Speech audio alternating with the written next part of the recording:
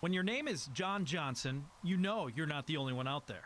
I told my mom I wanted to change it. She said, no, I gave you that name. Unfortunately for this John Johnson, there's another man in Buffalo who shares the same name, the same date of birth, and just happens to be a registered sex offender. People that mess with kids,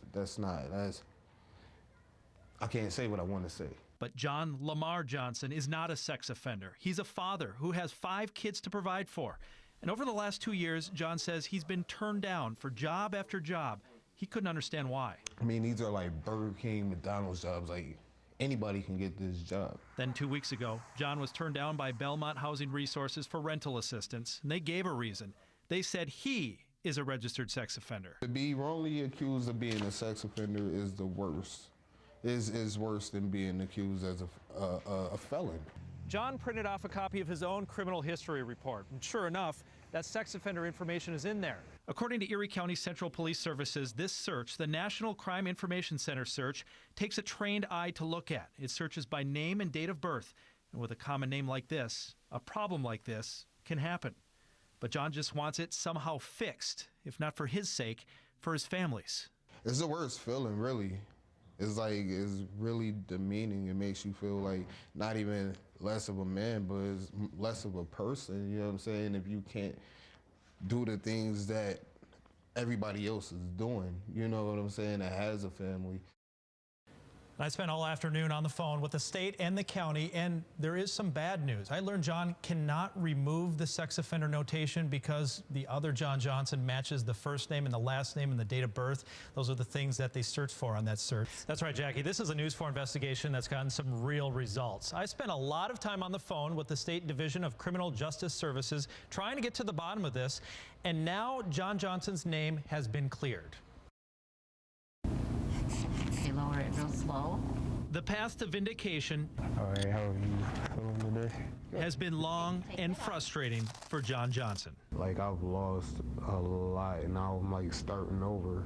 That's because for years now, John L. Johnson, the father of 5, has been wrongly labeled John C. Johnson, the sex offender. After turning in dozens of job applications, John just couldn't understand why no one would hire him. McDonald's wouldn't even, they wouldn't even hire me. He was turned down for job after job and for Section 8 housing assistance. But the rejection letter from Belmont Housing Resources was a blessing in disguise because they were the first ones to give him the reason. That was in February when we first introduced you to John. He just learned he shares the same name and birth date with a man who tried to rape a child, a man whose crime was popping up on this John's criminal background search. To be wrongly accused of being a sex offender is the worst.